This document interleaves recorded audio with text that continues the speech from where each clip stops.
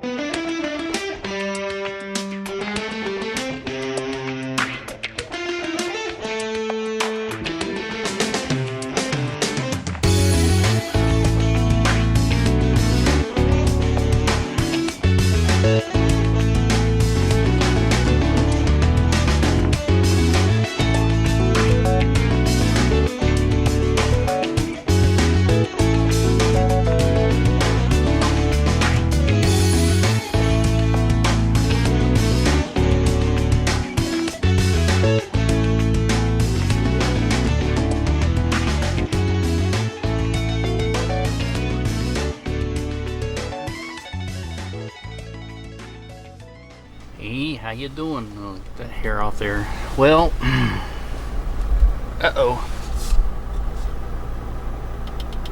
Having issues here. Well, what was I? Oh, yesterday, I was talking about how nice the weather was, and, you know, the weather after a tornado is usually beautiful, and that little bit that I was doing, I was not happy with the mic. It was sounded all crunchy and yucky and couldn't hear it, so I'm just going to recap by saying that yeah, I went antiquing on Monday. I didn't go find any good antique shops because the weather got in the way, so I ended up following the weather around, and 4 tornadoes in the metro area, and one major, an EF3 hit Oak Grove and destroyed a bunch of homes, over 400. Not destroyed, but damaged a bunch of homes, and destroyed some, but over 400 were damaged. And so we've been doing a lot of weather stories, weather related lately, and now we're going to take the camper and we're going to take advantage of the beautiful day. It's my Friday. And here's the doggies. Say hi, doggies. Hey, dogs. Dogs. So that's that.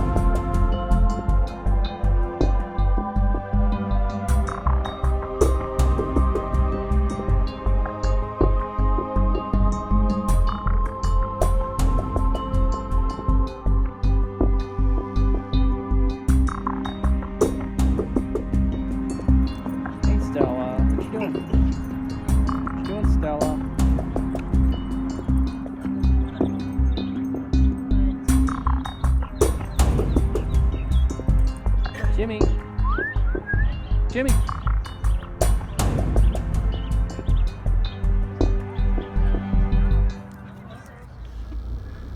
Yeah.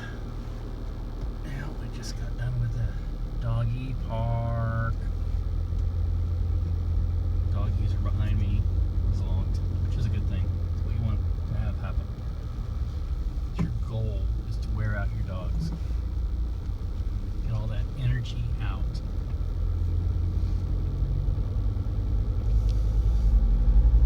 It's a nice day. It's kind of cool. It's not too bad, really.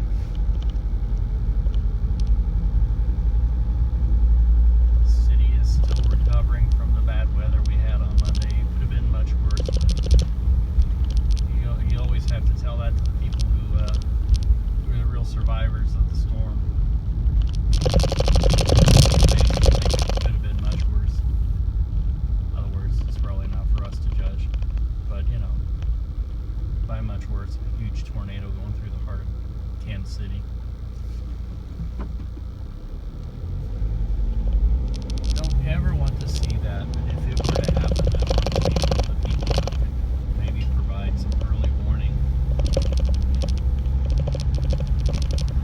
The storm chaser's dream is to see a nice, beautiful, backlit tornado harmlessly going through an empty field.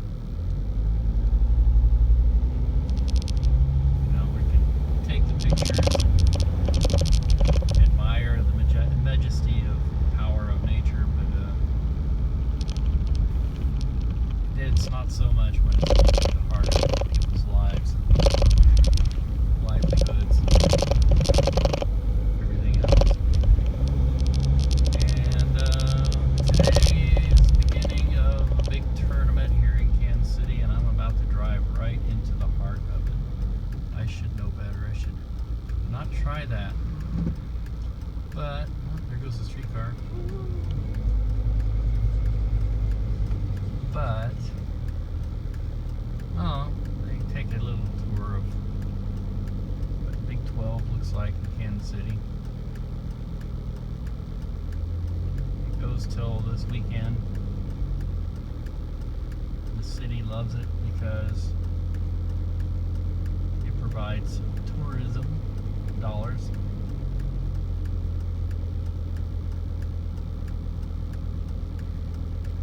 most of the rest of us aren't really affected by it. Kind of, you know.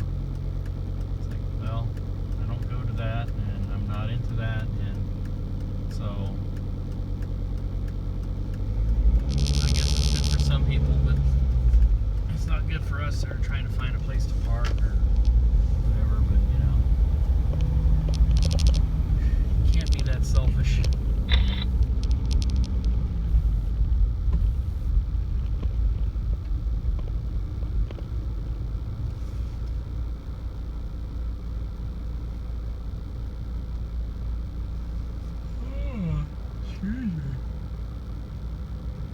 Kansas City lights.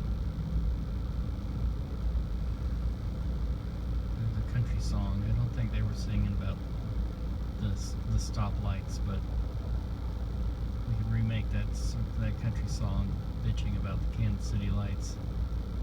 It takes so long to turn green.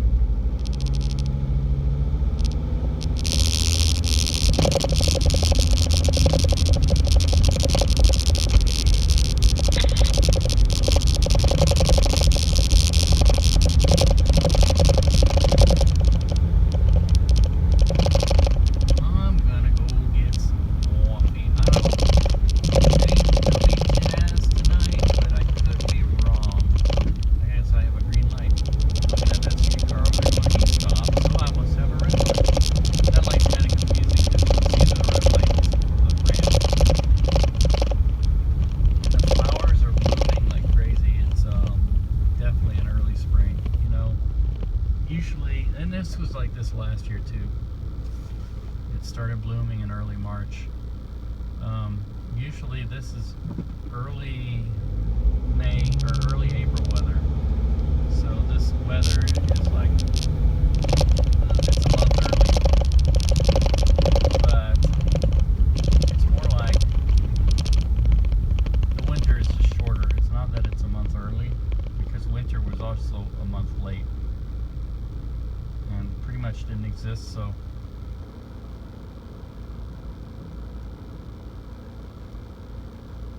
scientists think it's humans affecting the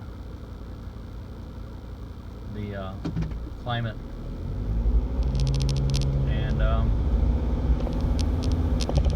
don't think it's wise to argue against that, because it's sort of like if you owned a beautiful car and you kept it nice and everything, and then somebody said, hey, there's a jaywalker. There's a slight chance that there might be a hailstorm today. Well, what do? You take your nice, clean, shiny car, or you want to keep, and you park it under protection. Or you could be an idiot and say, what do you know? That's just a crackpot theory. That's not true. Well, you know that there are hailstorms, and so, you know, the next day you wake up and you find out that your car has been destroyed by a hailstorm when you could have parked it somewhere. It's maybe a flippant way of looking at the planet, but I don't know. There are some of these people who are mentally denying climate change, who I know are very much into their possessions in that way. And, you know, it's funny, they be all protective of a car, but, you know, the planet, who cares? As long as I make enough money to be comfortable right now. Maybe that's oversimplifying.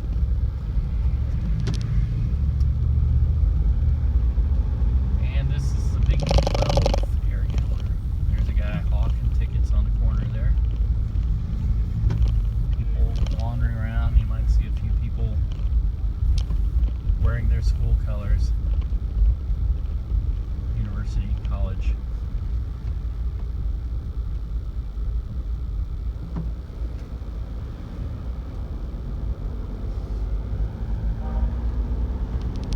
That's more or less what this little district here was built for. A friend of mine said it's kind of like an area where tourists come to look at other tourists, but not really to visit Kansas City. street over here that you can't see is blocked off. The next street over, close to the arena, is blocked off.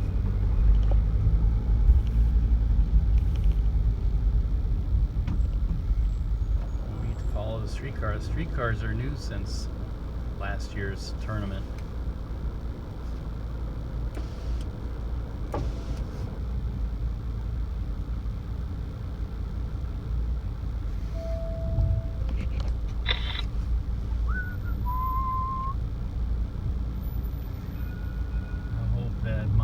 Spot is not blocked off, no parking.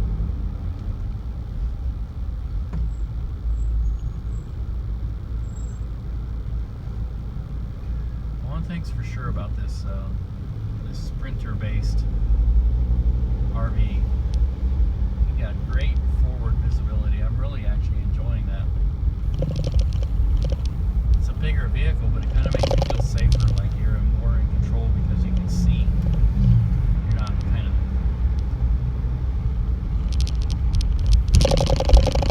limited to your visibility. You can't see backwards. Oh, I forgot to turn on my little rear view camera. That hits.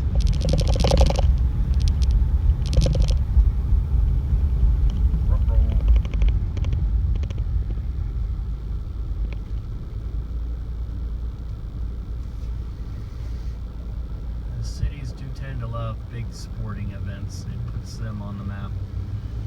It does bring a lot of people into town.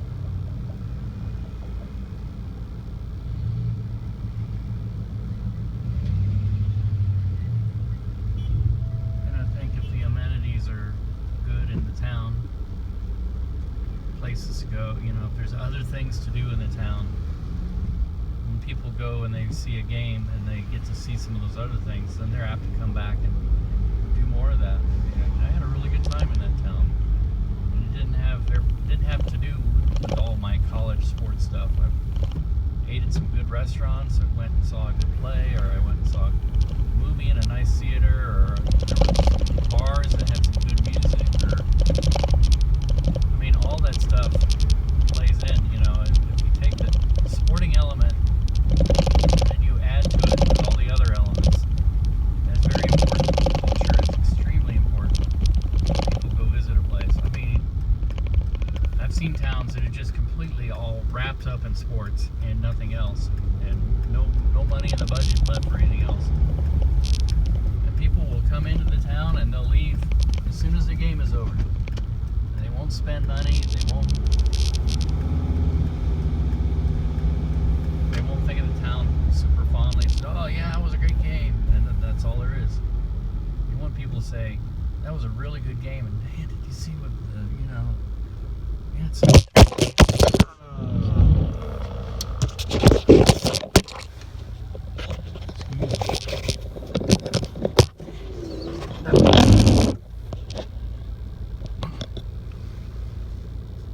my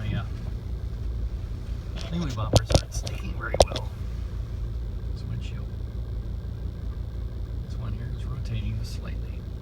I've pushed it out. Anyway, we're almost to our place, and I don't see anywhere to park. So it's not just parking, it's parking this thing. That's the trick. Maybe there's some side parking. I guess I could park right there. There's a spot. There's a big spot. Alright, remember that. Come back around. I want to park in front, but you don't always get what you want. And maybe there's something over to the side here.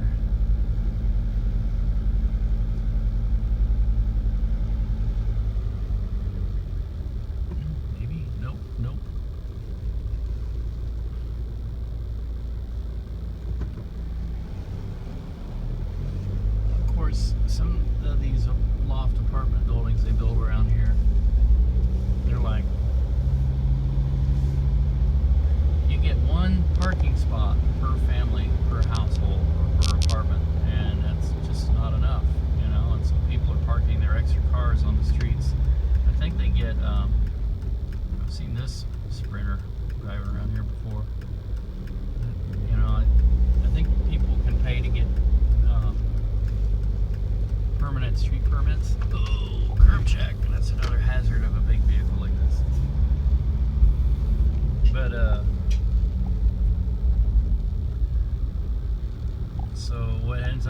is you get these people who are permanently parked on the streets, and you know, if you run a business or something out here, then tough luck. No one can park.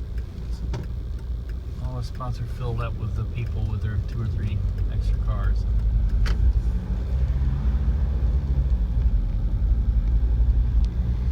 Alright, so I guess we're gonna park in the back here.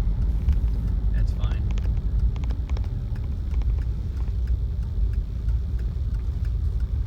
Well, we're here, we're queer, get used to it. Alright, come on, dogs.